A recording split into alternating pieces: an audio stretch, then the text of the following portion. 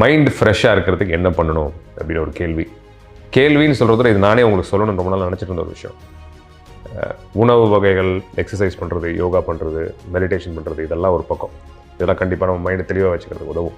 இதெல்லாம் ஒதுக்கி வச்சுட்டு மனிதர்களாக நம்ம சில குவாலிட்டிஸ், சில பண்புகளை நம்ம வச்சுக்கணும். அப்போ தான் மைண்ட் ஃப்ரெஷ்ஷாக இருக்கும். முதல்ல அடுத்தவனை பார்த்து பொறாமப்படுறது. தயவுசெய்து அதை எடுத்துருங்க. ஏன்னா நீங்கள் அடுத்தவங்களை பார்த்து பொறாமப்பட்டீங்கன்னா அது உங்களுக்கு திருப்பி எப்படியாவது வரும்.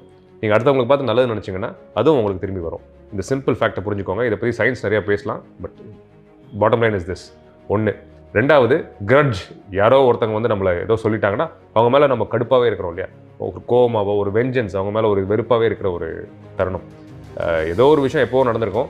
அதனால இன்னைக்கு உங்கள் உடம்புல, உங்கள் மனசில் அவங்களுக்கு இடம் கொடுத்து உங்கள் நேரத்தை நீங்கள் வீணாக்குறீங்க. 2வது, இது முக்கியமான காரணம் மைண்டு நமக்கு ஃப்ரெஷ்ஷாக இல்லாததுக்கு.